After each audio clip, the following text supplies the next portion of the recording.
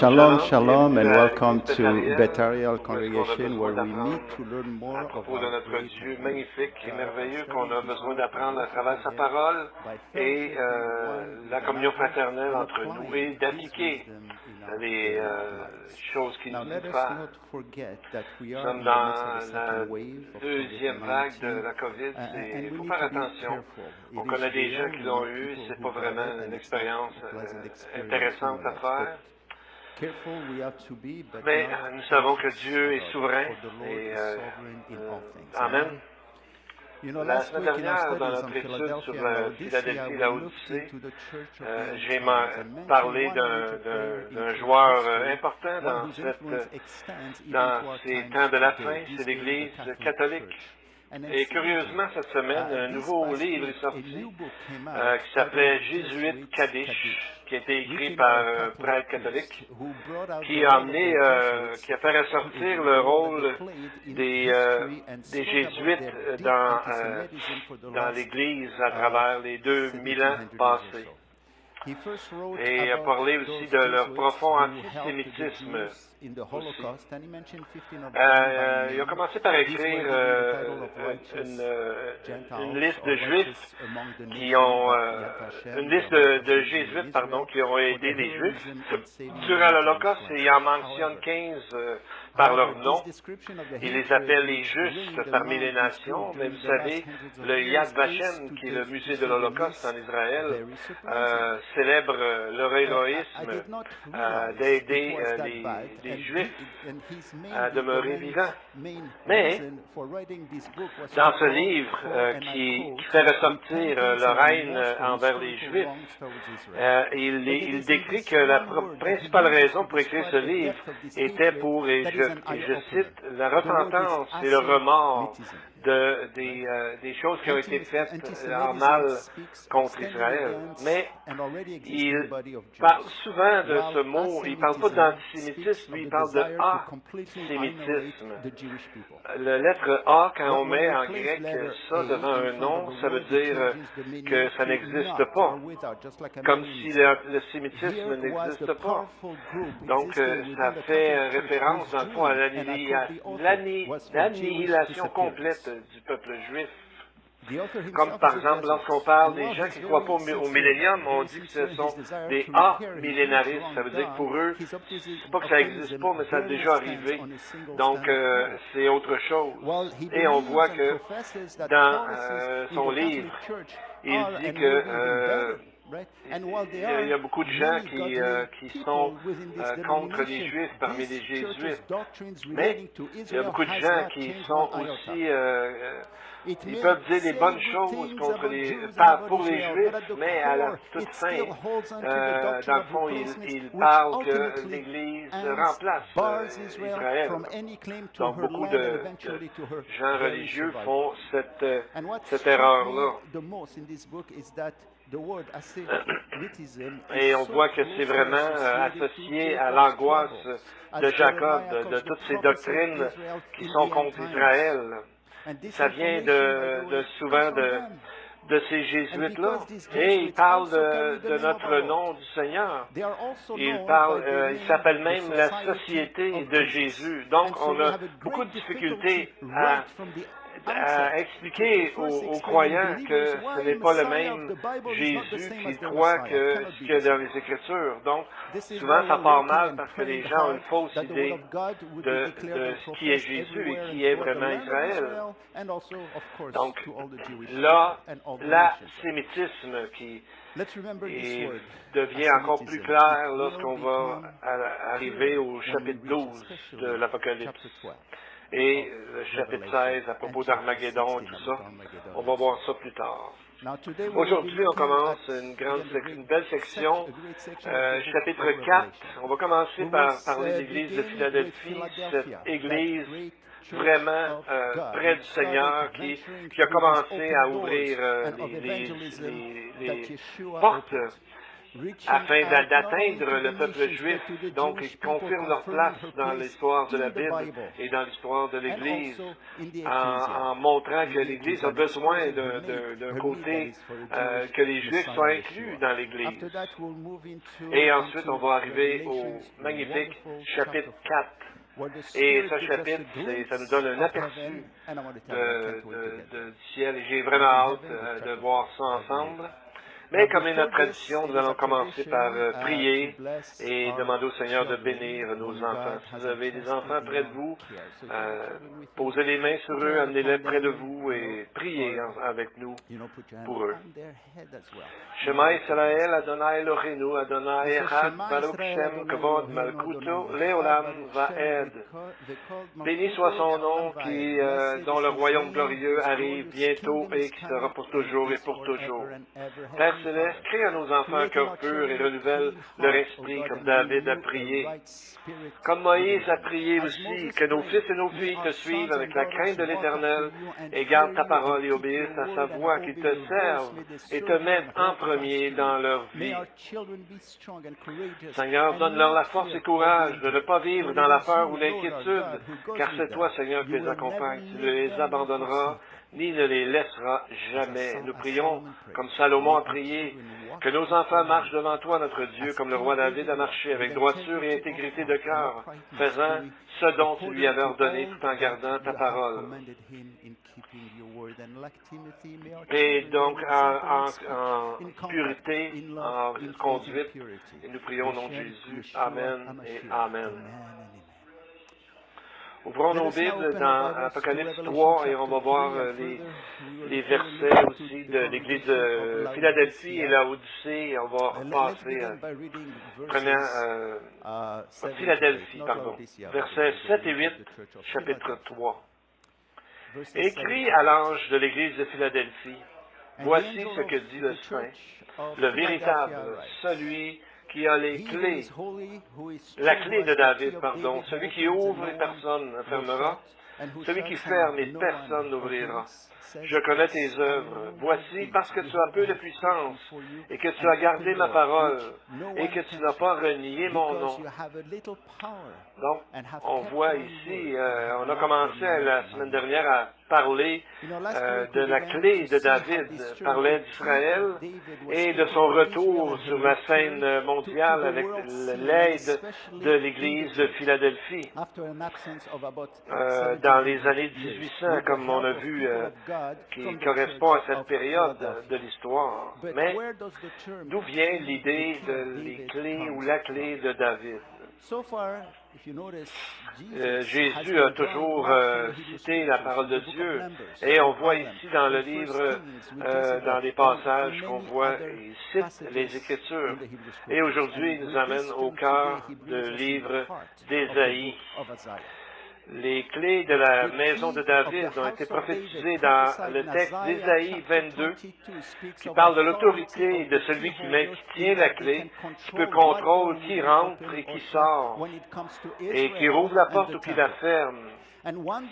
Donc Israël, c'est la porte d'Israël, comme on voit dans Ésaïe 22, où est-ce que Israël, cette nation, sera rétablie comme une nation de sacrificateurs. Mais avant ça, il nous parle d'une grande bataille, qu'il y aura une hostilité entre la religion faite par les hommes et Dieu.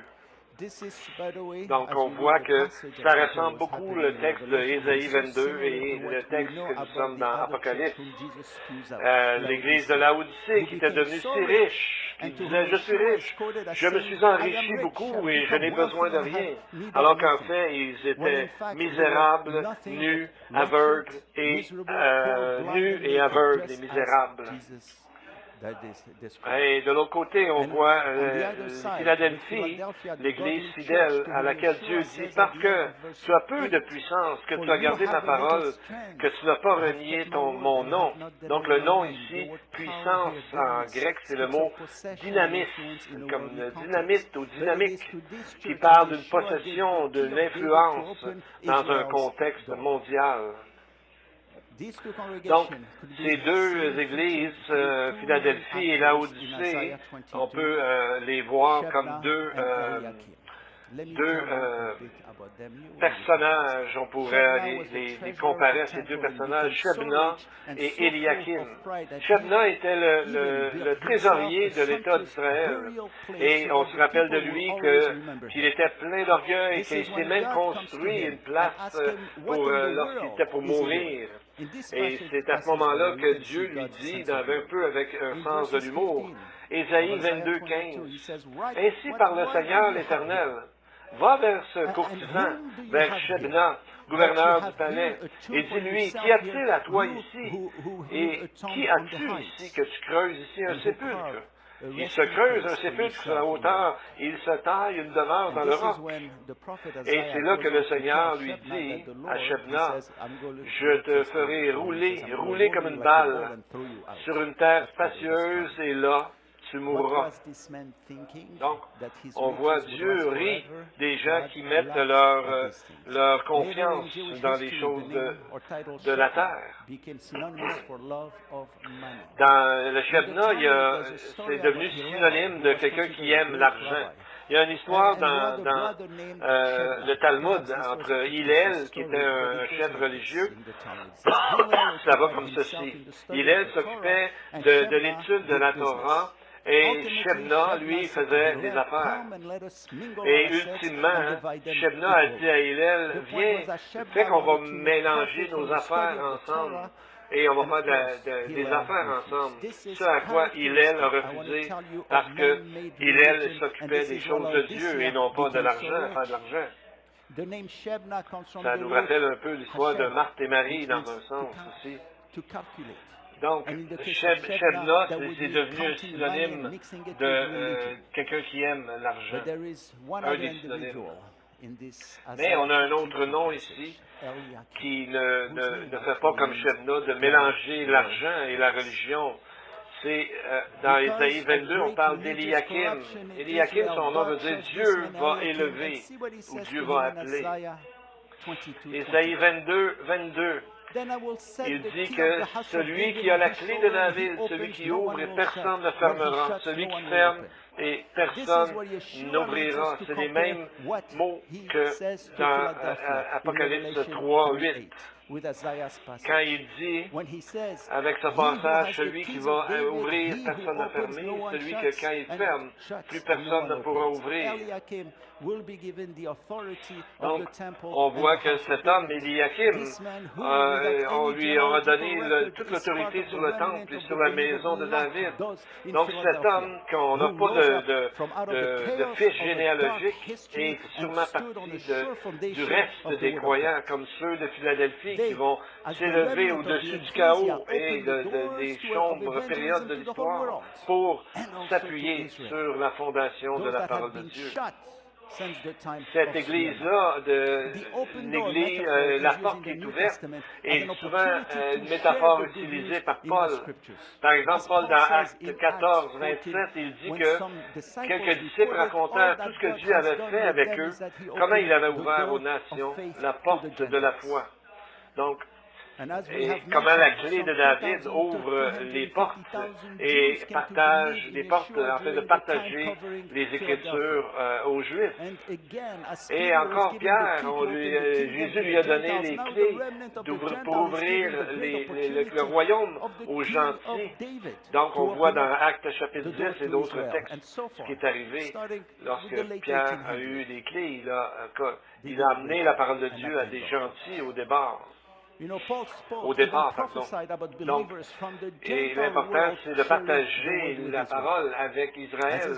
Donc, c'est un moment important qu'amène l'Église de Philadelphie.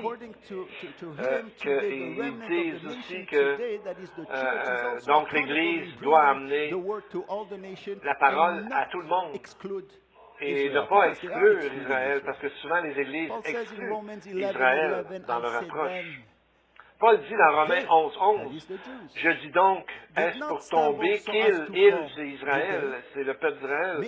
Donc, est-ce pour tomber qu'ils ont bronché? Loin de là. Mais, par leur chute, le salut est devenu accessible aux païens, afin qu'ils soient excités à la jalousie. C'est comme si Dieu disait, toi, maintenant, apporte-leur la parole. Et donc, on voit que c'est quand j'ai lu, moi, personnellement, un livre qui parlait tellement des prophéties de la fin des temps, et je ne pouvais pas croire qu'un gentil, M. Hal Lindsey, qui avait écrit ce livre-là, aurait pu écrire un livre qui connaissait mieux, on dirait, ma propre parole, mon Ancien Testament que je connaissais de ma jeunesse. Donc, ça m'a rendu un peu jaloux. Donc, c'est un peu ce que Paul dit, de rendre les Juifs jaloux du salut qu'on a, parce que c'est eux qui ont la parole au départ. Et donc, la clé de David représente, on voit, un retour d'Israël, et c'est le temps de Philadelphie, et on voit les premiers réformateurs comme Hus, qu'on a parlé la semaine dernière, et Wycliffe, qui a fait des traductions de la Bible, et d'autres mondes après, dans les années 1800 et après, début de 1900, comme les gens comme Darby et tout ça, ont amené des choses dans les traductions, et moi, je peux dire que je suis béni par leurs livres et leurs traductions dans certaines facettes de la parole. Ils ont vraiment ouvert des choses. Comme M. Bullinger, qui était là-dedans, et M. Darby, Schaeffer, Pentecost, Valvord et tant d'autres. Comme M. Edersheim, qui vivait dans les années 1800, que sa connaissance de l'hébreu et des écrits rabbiniques est devenue une grande source d'information, ou M. William Booth, qui a fondé le Salvation Army, l'armée du salut, dans les années 1865, dans ces coins-là, ou David Byron, qui n'est pas aussi connu, mais qui a écrit des excellents commentaires dans les années 1800. Monsieur Solomon Ginsburg aussi, qui était évangéliste pour le Brésil, et Monsieur Félix Mendelssohn dans les années 1850, qui a proclamé la parole de Dieu à travers la musique classique qu'il a créée. Donc, on voit beaucoup de gens aussi, comme Paul et Nicodème, qui étaient les premiers, si on veut, parmi les chefs religieux qui ont cru à Jésus. Romains 11:25 nous dit, Paul, à travers la bouche de l'apôtre Paul, 11:25, « Car je ne veux pas, frère, que vous ignoriez ce mystère, afin que vous ne vous regardiez pas comme sages. C'est qu'une partie d'Israël est tombée dans l'endurcissement jusqu'à ce que la totalité des païens soit entrée. » C'est pour ça que le message s'appelle ce matin la totalité ou la plénitude des païens. Qu'est-ce que ça veut dire? Le mot plénitude, c'est pléroma en grec, qui veut dire quelque chose de complet, de total, qui n'a pas besoin d'autre chose. La parole, Jean nous en parle dans Jean 1,16, il nous parle de la plénitude de Jésus qui était avec nous. On parle aussi de l'accomplissement ou la plénitude, si on veut, de la loi, Romains 13:10. Donc, on voit qui est sur l'accomplissement est parfait en Jésus. Ensuite, on voit un autre texte dans Éphésiens 1:10, lorsque les temps seront accomplis ou complets ou remplis ou totalement accomplis. Et on voit aussi dans Éphésiens 3:19, la plénitude de Dieu. Donc, quand tous les Juifs, tous les gentils seront entrés, qu'on aura que la totalité, Dieu seul connaît ce moment, et c'est à ce moment-là qu'ils seront ensemble, les Juifs et les gentils, alors qu'ils ont été comme séparés pendant environ 1700 années de temps, donc avant que Philadelphie approche au niveau des Juifs. Donc c'est à ce moment-là que quand la totalité des païens seront rentrés, c'est à ce moment-là que Jésus va arriver, et là qu'ils vont reconnaître celui qu'ils ont percé. C'est à ce moment-là qu'ils vont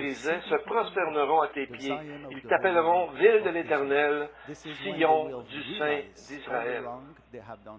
Donc on voit Dans Michée 7,16 aussi, Dieu va aussi loin que de dire ceci. Les nations le verront et seront confuses avec toute leur puissance. Elles mettront la main sur leur bouche, leurs oreilles seront assourdies. Peut-être que vous pensez que je fais une grande affaire à propos d'Israël, mais je viens de lire des mots qui sont de la bouche de Dieu lui-même. Et à côté de ça, c'est que c'est important. Si Dieu en parle dans ces textes-là, c'est une bonne chose de parler beaucoup d'Israël. Il y a tellement lorsqu'on parle des 144 000, 12 000 de chaque tribu, il y en a qui auraient voulu enlever ça de la parole, parce que ça parlait des 12 tribus d'Israël. Et dans la fin d'Apocalypse, on parle encore d'Israël, on dit les noms des 12 tribus des enfants d'Israël seront gravés sur les portes. Donc, on ne peut pas juste dire qu'on va enlever ça comme ça, voyez-vous. Donc, Luther voulait enlever des choses du livre de l'Apocalypse parce qu'il trouvait que c'était trop juif. Je n'aurai pas de commentaire là-dessus pour le moment. Quand on regarde le côté eschatologique du livre de l'Apocalypse, on voit, ça va nous emmener dans un voyage vraiment intéressant à ces deux églises-là, et seulement à ces deux églises dans le texte. Il parle de couronne, ces trophées d'honneur qu'on pourrait dire. À Smyrne, il parle de la couronne de vie, qui est la couronne de la vie éternelle, dans le fond. À Philadelphie, il dit, verset 11, chapitre 3, « Voici, je viens bientôt. Retiens ce que tu as, afin que personne ne prenne ta couronne. » Parce que le croyant peut perdre ses couronnes ou sa couronne, mais il ne perdra pas la vie éternelle. La vie éternelle, on dit, c'est éternel. Mais on peut perdre des bénédictions. On peut perdre des bénédictions parce qu'on fait quelque chose qui est contraire à ce que le Seigneur veut qu'on fasse. Donc, dans le chapitre 4, on va voir des croyants avec des couronnes et qui vont les lancer devant Dieu. Mais avant ça, on va voir Philadelphie dans verset 12. Celui qui vaincra, je ferai de lui une colonne dans le temple de mon Dieu, il n'en sortira plus. J'écrirai ou j'inscrirai sur lui le nom de mon Dieu et le nom de la ville de mon Dieu, de la nouvelle Jérusalem qui descend du ciel d'auprès de mon Dieu et mon nom nouveau. En passant, c'est la première fois qu'on voit un autre nom pour le ciel qui est la nouvelle Jérusalem. Paul a parlé de la Jérusalem d'en haut dans Galates. L'auteur des Hébreux parle du mont Sion, de la cité du Dieu vivant. Il parle aussi de la Jérusalem céleste. Et dans Apocalypse, deux fois, on parle de la Nouvelle Jérusalem ici et dans le chapitre 21 où est-ce qu'on voit Jean la voix descendre du ciel d'auprès de Dieu. Donc, c'est vraiment une invitation à ceux qui sont pas sauvés de vraiment comprendre que Dieu les appelle. Et donc, on voit un petit aperçu ici dans le chapitre 4 du ciel et des belles choses qu'il y a dans le ciel. Donc, mais on n'a pas besoin d'attendre ce moment-là. Et c'est ici, dans l'Église de Philadelphie, il dit qu'il va les considérer comme des colonnes dans le temple de Dieu pour l'éternité. Et il dit, j'écrirai sur lui le nom de mon Dieu. Ça, c'est une allusion au souverain sacrificateur dans le temple. Il y avait sur sa tête une couronne sur laquelle était écrite sainteté à l'Éternel, Exode 28, verset 36. Donc, c'est à ce moment-là, pendant la période de l'Église de Philadelphie, où est-ce qu'il y aura l'enlèvement, comme nous avons parlé, que nous allons aussi en reparler plus tard. Juste avant la période de 7 ans de tribulation va commencer.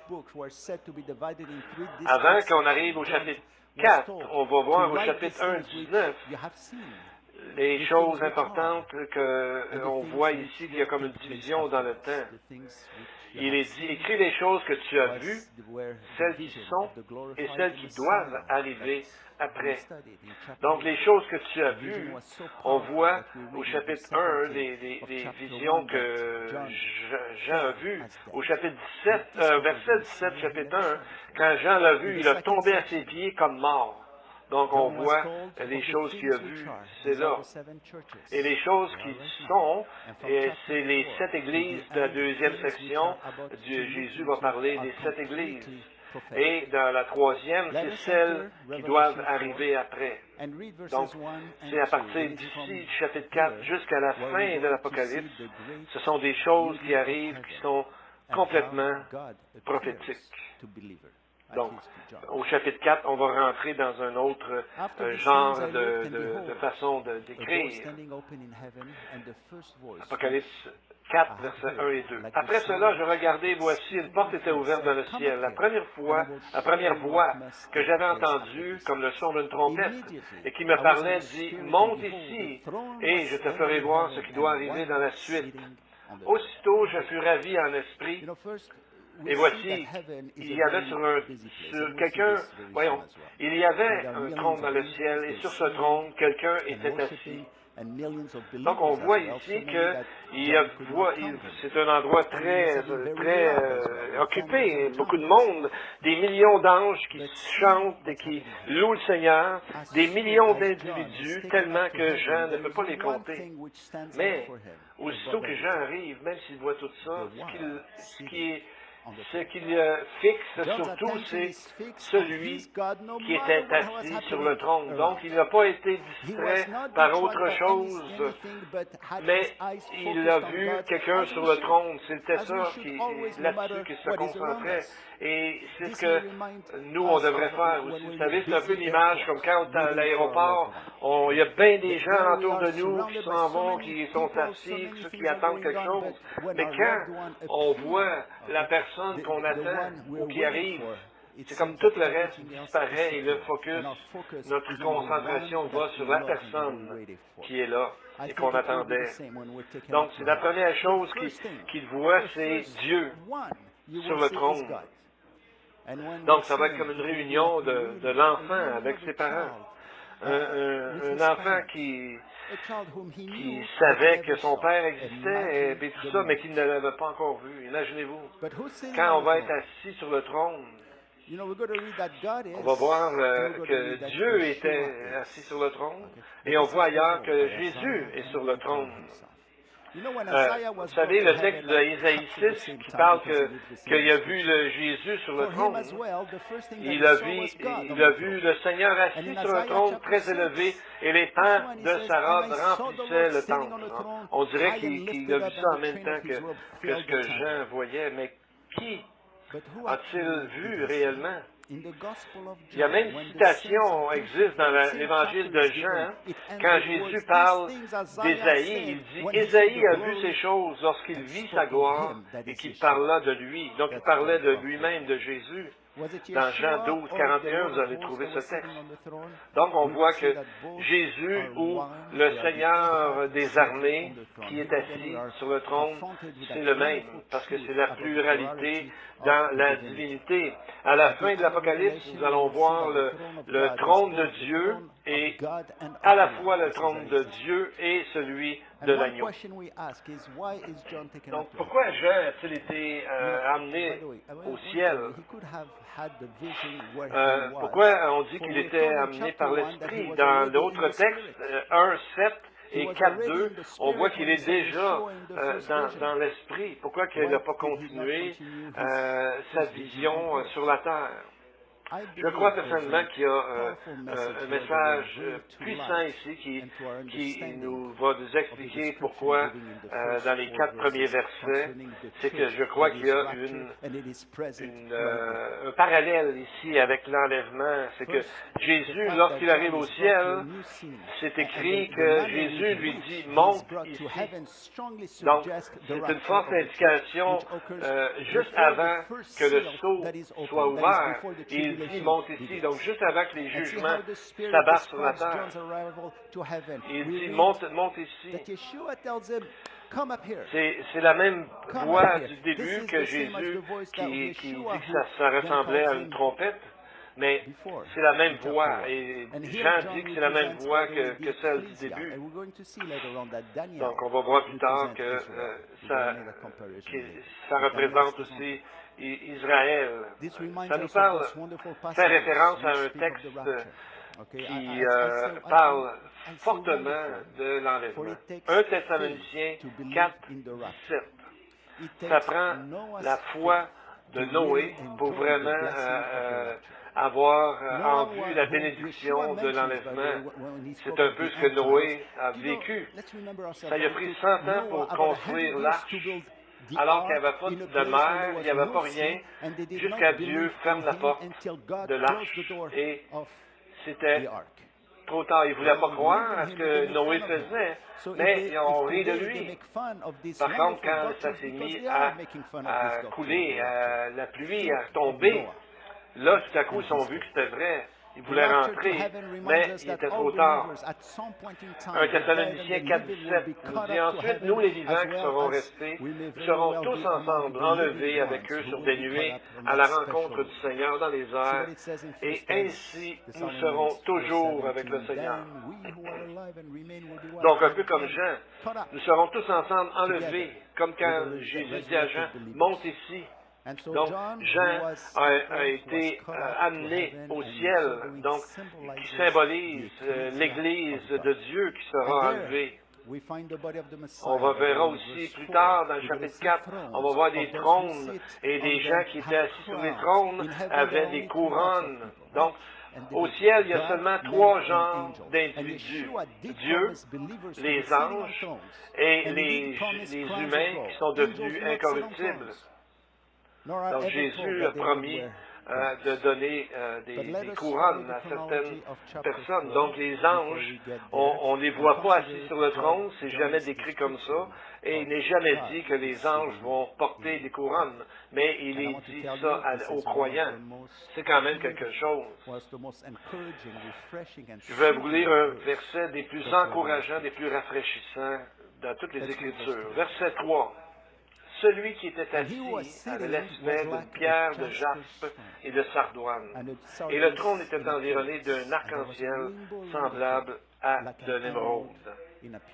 C'est vraiment précieux de voir que ça parle de Dieu lui-même et comment, à ce moment-ci, il se révèle lui-même. Pourquoi? Parce que l'Église est là avec lui. Et les couleurs mentionnées sont souvent perdues à travers le temps, mais quand on va fouiller, on va étudier plus profondément. C'est magnifique. Qu'est-ce qu'on peut ressortir de ça? La première couleur, c'est appelé une pierre de jaspe. Quelle couleur? On va faire un peu de gémologie. C'est pas la pierre de jaspe qu'on connaît aujourd'hui. Celle qu'on connaît aujourd'hui, c'est une pierre opaque qui permet pas la lumière de passer à travers. Donc, ça peut pas être une pierre comme ça, parce que 21.11 nous la décrit comme pierre de jaspe, mais claire comme le cristal. Donc, quelle couleur est-ce? Et qu'est-ce que le traducteur appelait jaspe? Premièrement, si on regarde le grec, ça sonne comme jaspe. Le jaspe, mais n'oubliez pas qu'en grec, comme en hébreu, on va voir plus tard, il n'y a pas de J. Ça, c'est venu avec le latin beaucoup plus tard. Donc, en grec, ça s'appelle iaspis. Donc, probablement, le traducteur le traduit à propos de l'alphabet latin qui, lui, contient la lettre J. Le grec ne dit pas exactement la couleur, mais il y a des lexiques qui nous donnent une bonne information. Suivez-moi, vous allez voir, c'est vraiment beau ce qu'on peut ressortir. L'hébreu, c'est yashphé. Et il y a 3 mots qui sonnent à peu près la même chose. Parce qu'en hébreu, aussi, il n'y a pas de J. Yashvé, on trouve ça dans Exode 28, verset 20. C'est la dernière pierre sur le pectoral du souverain sacrificateur. C'est la pierre de Benjamin, qui est aussi traduit jaspe. Mais, donc, quand on regarde dans l'image ici, c'est qu'on n'oublie pas que l'hébreu, on lit à l'envers.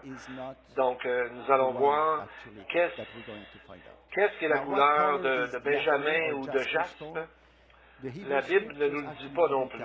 Mais, on peut aller voir, c'est dans la tradition des anciennes juives.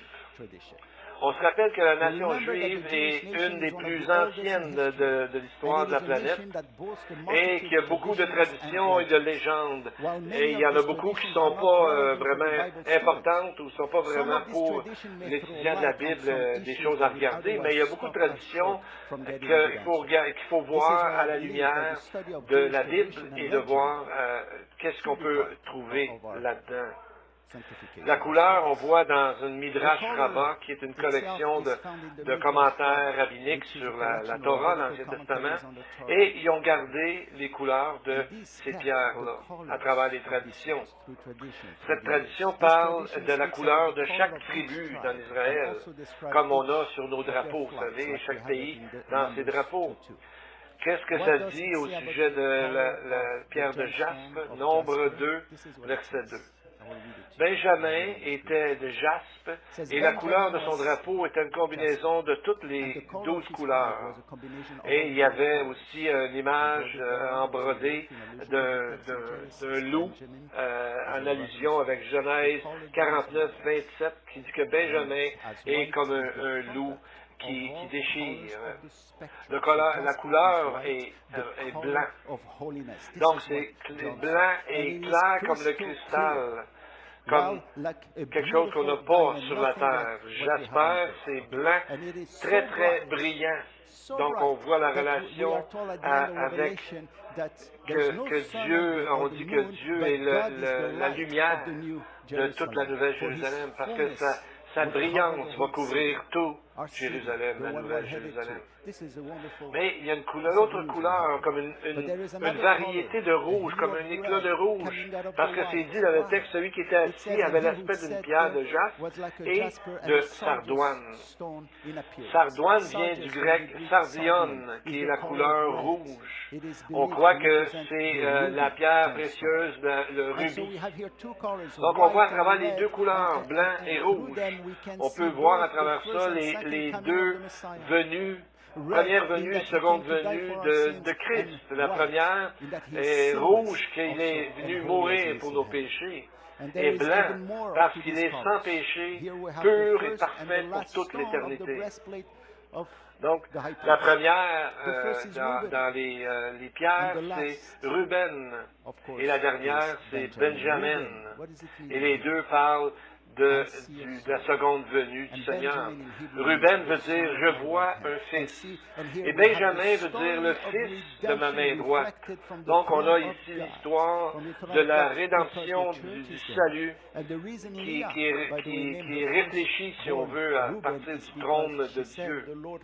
Parce que Léa, premièrement, a appelé son premier-né Ruben, elle l'a appelé le Seigneur a sûrement vu mon affliction. C'est ce qu'elle a dit quand elle a nommé Ruben. Et on voit que c'est quand Rachel a mis au monde Benjamin, donc le deuxième, et la dernière pierre, elle est morte lorsqu'elle a accouché de Benjamin, Genèse 35, 18. Comme elle allait rendre l'âme, elle était mourante, elle lui donna le nom de Ben-Oni, mais le père l'appela Benjamin ou Benjamin. Ben-Oni veut dire « fils de ma souffrance », comme Jésus lors de sa première venue. Mais à sa deuxième venue, il est le fils de ma droite. defending us. Et c'est là qu'on voit la force et la puissance et la totalité qui nous est dit aussi dans le chapitre 1, verset 15 de l'Apocalypse, où on voit que les pieds du Messie sont comme de l'air impoli, comme s'il eût été embrasé dans une fournaise, donc prêt pour le jugement, alors que l'Église est avec Dieu à ce moment-là. Et on voit que le blé de l'Église, finalement, a été amené par la moisson dans le ciel. Et donc, c'est là que ça se passe. Daniel aussi a parlé de ses couleurs. Daniel 7, verset 9. Je regardais pendant que l'on plaçait les trônes, et l'ancien des jours s'assit. Son vêtement était blanc comme la neige, et les cheveux de sa tête étaient comme de la laine pure. Son trône était comme des flammes de feu, et les roues comme un feu ardent. Donc on voit ici deux couleurs, rouge et blanc, le salut et la sainteté.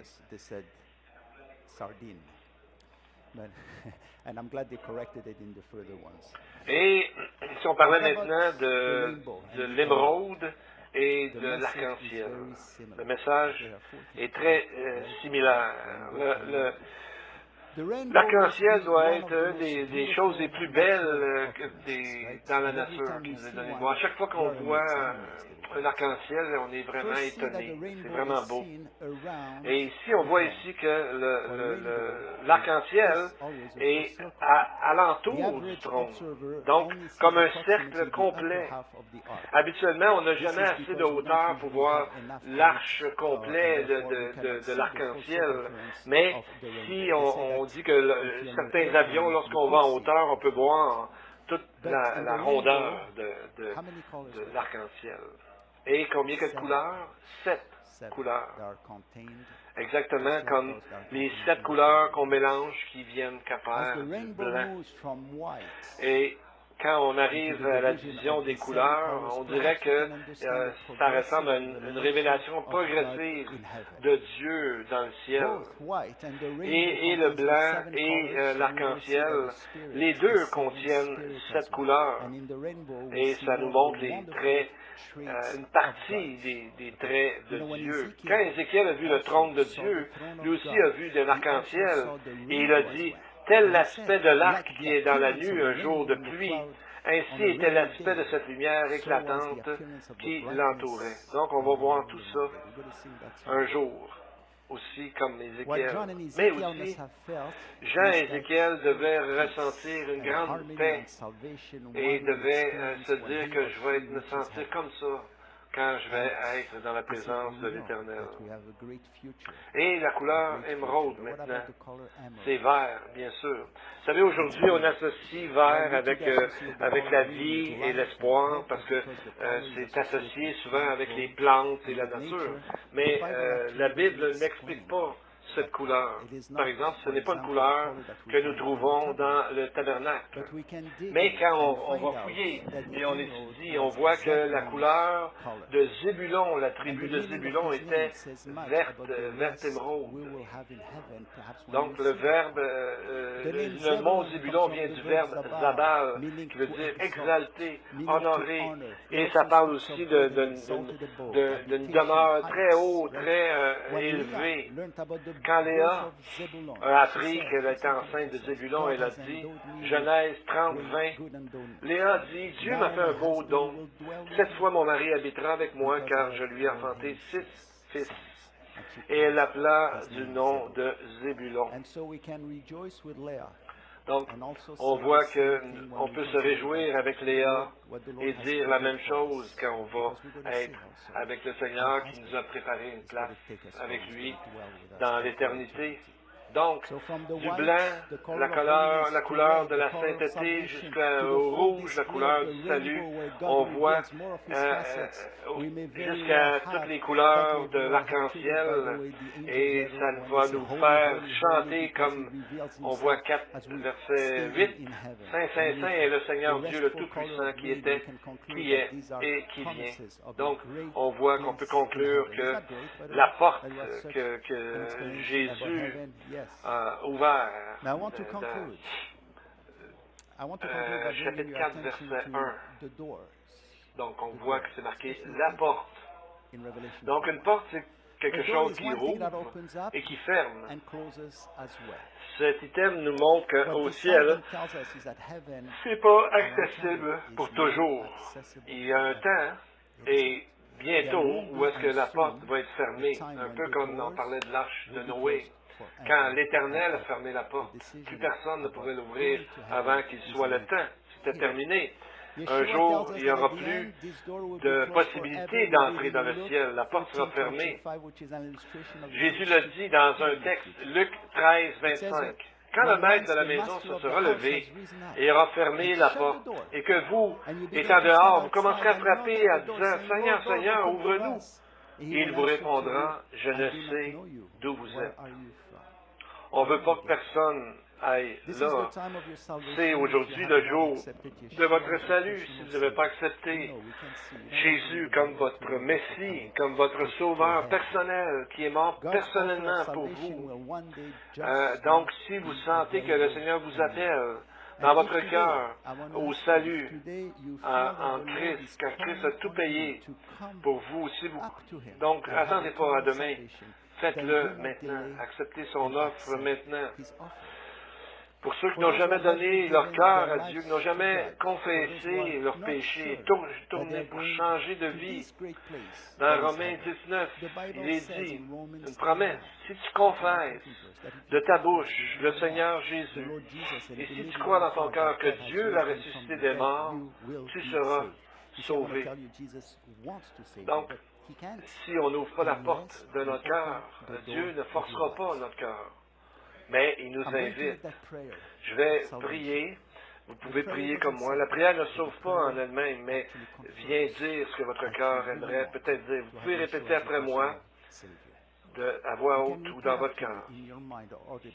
Seigneur And so, Jésus, this is the prayer. aujourd'hui je Jesus, reconnais que je Yeshua, suis un pécheur. today Je I reconnais recognize that I'm a que sinner. je ne peux pas y I arriver par moi-même, recognize that I être parfait pour cannot moi-même, make it by arriver au myself. ciel par And moi-même. I Je know sais that que tu es you mort pour died mes for my péchés. sins. Right now, Maintenant, I turn je my me détourne sins de mes and péchés open the que je door confesse of my et j'ouvre heart la and porte life de mon cœur et de ma vie. to receive your Seigneur, salvation. merci de m'avoir envoyé ton Fils. Thank you for Et sending c'est your en Son. son nom que maintenant que nous prions.